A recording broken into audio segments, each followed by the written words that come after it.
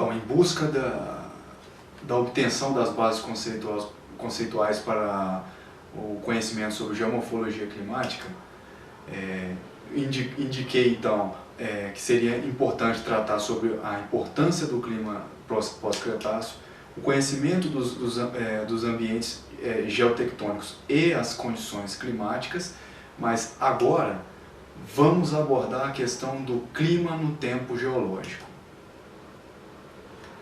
Para isso, seria interessante estudar o clima ao longo do tempo, na escala geológica.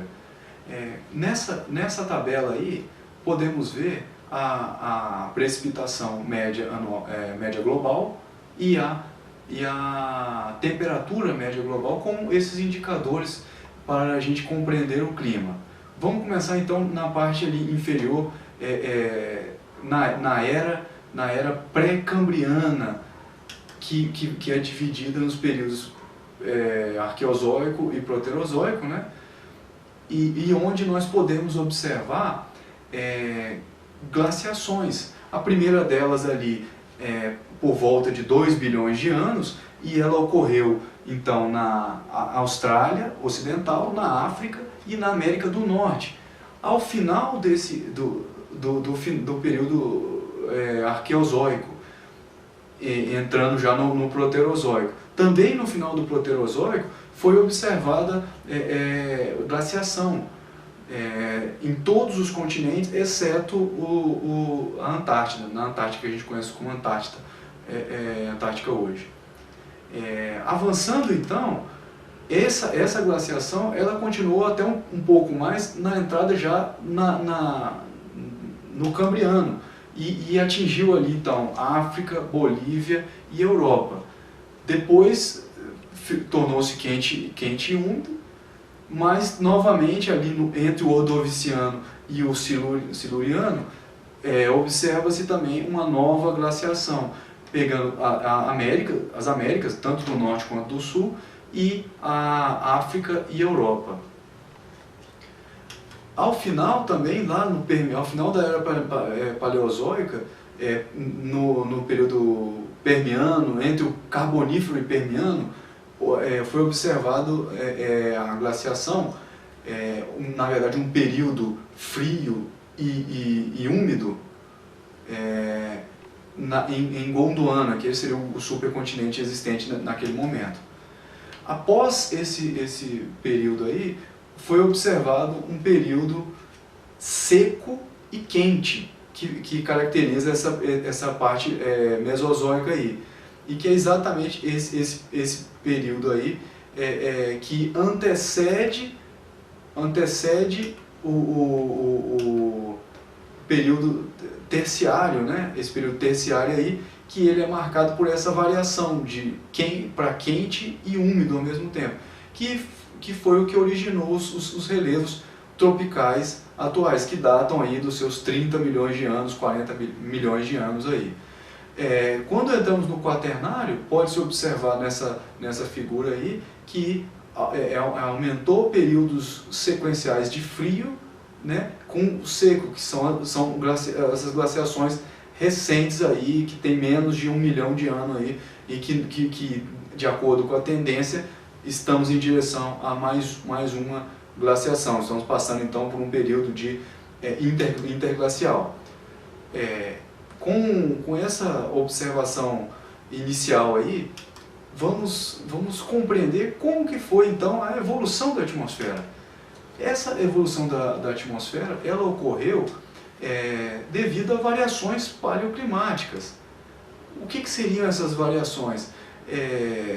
Em relação a escalas temporais e espaciais distintas, com durações diferentes, e com isso gerando interações de diversos fenômenos, por exemplo, astronômicos, geofísicos, geológicos, e com isso alterando as condições climáticas ao longo dessa jornada que foi desde a origem da Terra, nos 4,5 bilhões de anos.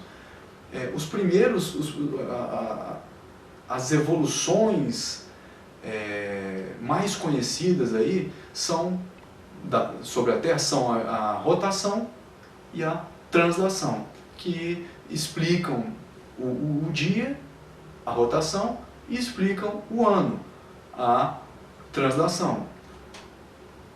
No entanto, não são apenas esses movimentos que vão explicar as condições climáticas e o que está acontecendo no ambiente atualmente.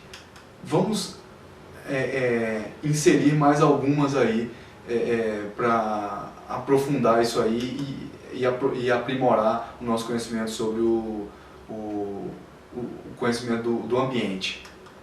Excentricidade trata de como que é a órbita, no caso, que a Terra exerce. Ela podendo ser mais excêntrica, ou seja, mais circular, ou mais elíptica, que é essa aí mais vermelha, como a gente vê. E com certeza, se tiver em uma ou em outra, vamos ter condições distintas aqui na Terra. A outra é a obliquidade. Qual que é a inclinação do eixo da Terra? Essas mudanças de inclinação do eixo de rotação da Terra, que também vão ter os seus efeitos nas condições climáticas e mesmo sobre a vida. E outra seria a precessão, que seria a variação no sentido do eixo de rotação da Terra. Esse aí é o exemplo do peão, como que o peão roda em relação ao seu eixo e como que ele varia o sentido em relação ao seu eixo. Para tornar mais claro, vamos dar essa olhada em quanto tempo que demora cada ciclo desse aí. Começando ali pela excentricidade, observamos aí que ele tem uma escala de tempo, podendo ter ciclos de 100 mil anos até ciclos de pouco mais de 400 mil anos. São ciclos muito longos. Quando a gente olha ali então a obliquidade, também conhecido como tilt em inglês, ela tem uma escala de 40 mil anos, né? Uma escala temporal de 40 mil anos de conclusão. A precessão está associada a um ciclo de 20 mil anos, aproximadamente 20 mil anos, podendo variar aí um pouco, mas nessa magnitude de 20 mil anos. Vamos ver o que significa isso quando elas estão associadas uma sobre a outra aí, nessa tabela. A primeira, então, a precessão, obliquidade e excentricidade. Cada subida e descida dessa aí significa uma alteração. No caso da precessão, a alteração no sentido de rotação. No caso da obliquidade, o ângulo do eixo da Terra. Excentricidade, como que foi a variação desde da parte mais excêntrica ou circular até a mais elíptica. Vamos pegar inicialmente o período de 200 milhões de anos aí. Do Now ali à esquerda, né, no canto superior esquerdo aí, até 200 milhões de anos. Só esse períodozinho inicialmente. Observe aí quantas vezes tiveram variações no que consta sobre precessão. Podemos ver aí cerca de 6 a 10 alterações completas nesse período aí. Quando a gente olha a obliquidade, isso aí já reduz, já cai ali para 5 evoluções. Excentricidade é menor ainda. Isso é devido então às escalas, né? As magnitudes para a conclusão de cada ciclo desse aí. E com certeza, quando esses estão alinhados aí, todos estão no máximo, todos estão no mínimo, independente do tempo que ele leve para concluir, quando eles se alinham, com certeza pode surgir efeitos que não são esperados, como por exemplo um superaquecimento, um resfriamento, e outros que já foram constatados ao longo da existência terrestre. Uma outra consideração, que vamos aprofundar daqui a pouco, é a questão do campo magnético. O campo magnético da Terra também varia, e com isso também ocasiona variações que podem ser observadas, por exemplo, pela temperatura. Quando o campo magnético manteve-se normal, foi quando tivemos as maiores temperaturas, paleotemperaturas, por assim dizer. O nível do mar foi o maior, a criação, né, de petróleo foi a maior, a criação de crosta oceânica também foi a maior, assim como de acúmulo de xisto negro. Nos outros períodos onde ocorrem essas variações do campo magnético, não foi observada a mesma magnitude de criação, né, desses elementos aí, que a gente pode observar nessa figura aí. Então, esse tópico é bem interessante. Então, o que seria então essa reversão magnética, né? Ela é criada então pelo núcleo fluido, né, o núcleo externo, fluido da Terra, e ela inverte os polos sul e norte. Vamos começar então vendo essa breve animação aí. As setinhas da parte vermelha significam norte, a parte cinza o sul. À direita nós podemos ver o chamado strength, que o vermelho quer dizer mais forte e o azul mais fraco. Todos esses em relação ao interior da Terra aí.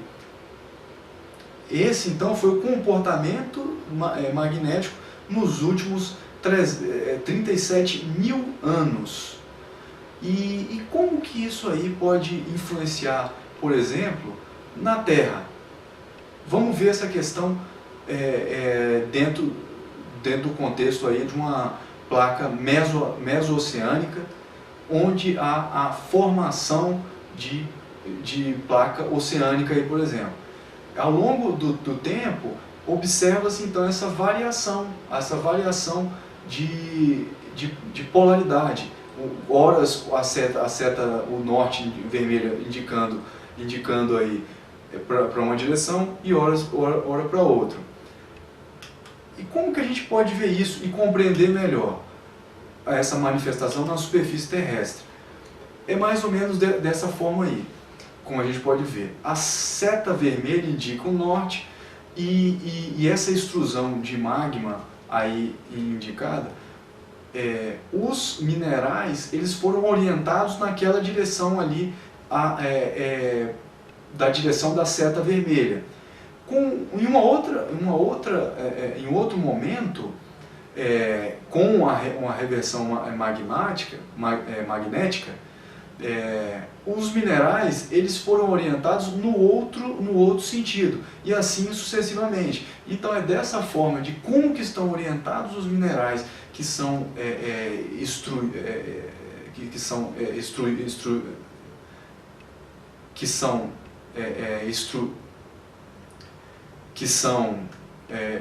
expelidos pelos vulcões.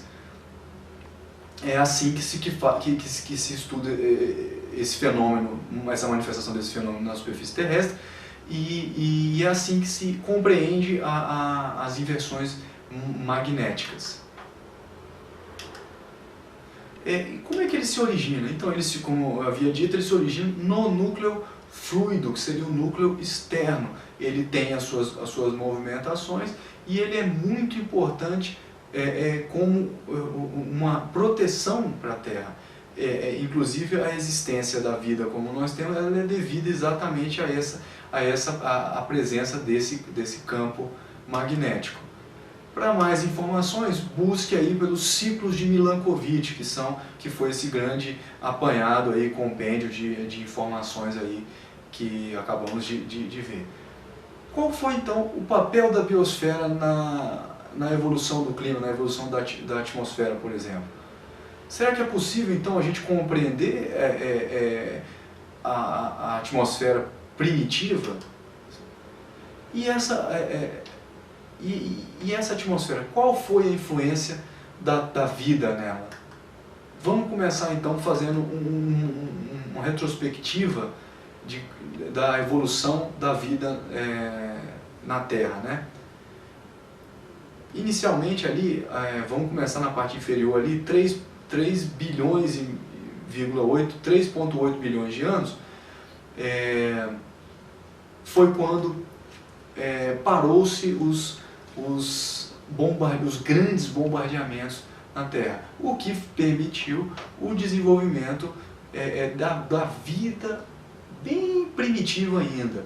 Nesse momento, em relação à atual quantidade de oxigênio que nós tínhamos lá naquele momento menos de 0,01% do oxigênio que temos hoje.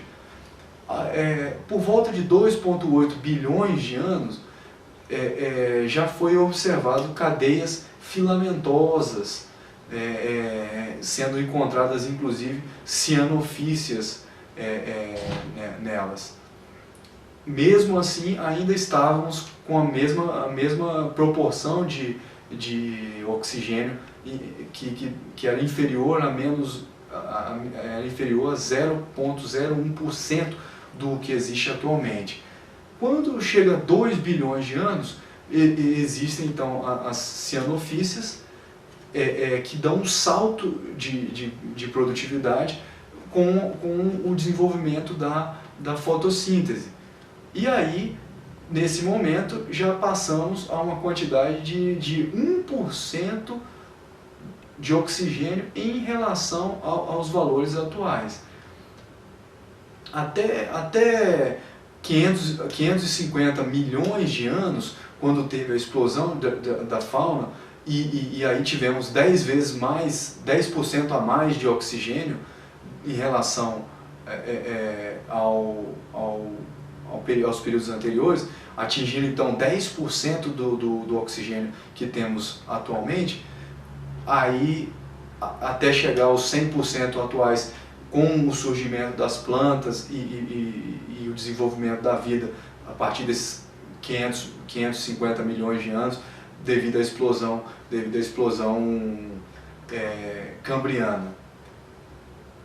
Considerando então essa que foi a evolução da vida aqui na Terra, como é que surgiu, e em outros planetas, em outros momentos, será que foi a mesma coisa? Vamos ver aqui então. Pegando aqui então, a primeira coluna aí mostra os gases, né, que são estudados, né, por exemplo, aí o gás carbônico, CO2, nitrogênio, N2, oxigênio, O2 e o argônio, bem como o aspecto termodinâmico aí, né, que pode ser visto nessa última linha da tabela aí, que está expressa aí em kilojoules por mol. Vamos ver o primeiro planeta, que é Vênus, depois Marte, e depois a Terra atual. E na última coluna aí, na quinta coluna, a Terra com um pequeno asterisco ali, está indicando a Terra como ela era primitiva.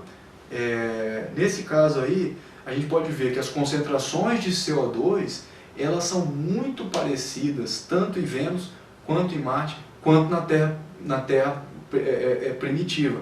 E muito diferente em relação à Terra atual, que está aí indicado aí 0,035, muito menor do que os outros, que são na faixa de 90, 95 por aí. Nitrogênio, a gente pode observar praticamente a mesma coisa. Nos planetas que são Vênus, Marte e Terra primitiva, ele tem valores muito pequenos. em relação ao que temos aqui na Terra hoje, a atual, que está aí na faixa de 79. E outra coisa importante, a última linha ali, observa-se que atualmente a Terra tem um valor de -8, que é muito, muito maior do que os outros planetas, e mesmo o que a Terra primitiva, né? E o que indica, o que pode indicar aí, exatamente esse desequilíbrio termodinâmico, que é o que favorece a vida e a existência da Terra como ela é. Como esses outros estão em equilíbrio termodinâmico, não tem como ter vida, não existe vida nesse outro planeta, assim como não existia vida na Terra primitiva. De posse desse conhecimento, como é que foi a avaliação dessa composição da atmosfera? Pegando os dois principais, o hidrogênio e o oxigênio, que podem ser observados, partindo aqui da esquerda então, de 4 bilhões e meio até o zero ali, que é os tempos atuais, observamos aqui uma redução na proporção de H2, que sai de 10 a -2, como podemos ver aí, na atmosfera, que é representada pela linha azul contínua, e esse mesmo H2 em azul em linha pontilhada no oceano profundo.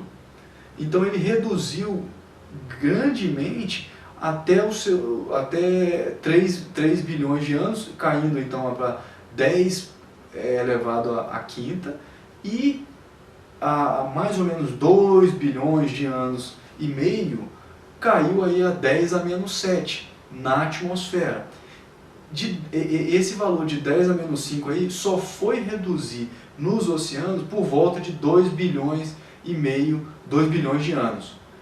O caso do oxigênio, que não existia anteriormente, e ele passou a existir então mais ou menos naquele mesmo valor, naquela mesma época ali, 2 bilhões de anos, na atmosfera, que é representada pela linha vermelha contínua.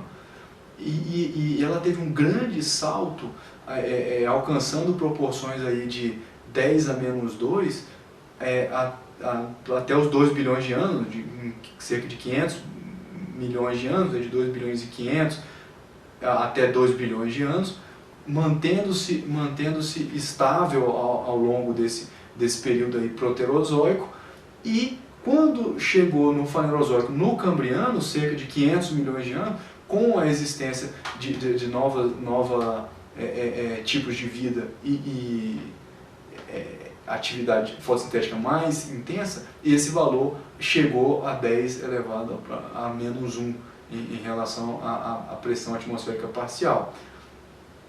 E observe que no oceano profundo, esses valores só começam a aumentar exatamente naquele período ali próximo dos 500 milhões de anos do Cambriano, e tem um crescimento vertiginoso, também relacionado com a existência, aumento da fauna daquele período, que foi um grande crescimento, uma grande explosão de vida. E que é isso? Como é que isso a gente pode relacionar com fenômenos climáticos como as próprias glaciações? Os níveis de oxigênios, como podem ser vistos aí, estão marcados aí na linha vermelha. Pode-se observar que quando atinge picos, os maiores picos aí, eles estão associados a grandes glaciações globais. E até chegar atualmente no período atual, que tem cerca de 21%. Então, ou seja, quanto maior a presença de níveis de O2, temos glaciações, tem relação com essa glaciação. Esses estudos, então, que indicam que a presença de O2 oriunda da biosfera, ela tem uma influência muito importante na evolução da atmosfera. Além disso, as variações paleoclimáticas, elas fornecem as condições para que os processos se desenvolvam e elas têm escalas temporais distintas, o que é importante para essa evolução. Além disso, seria importante frisar que a atmosfera terrestre está em desequilíbrio químico e termodinâmico e ela é sustentada pelos processos biológicos. E é exatamente isso que a mantém da forma que ela é.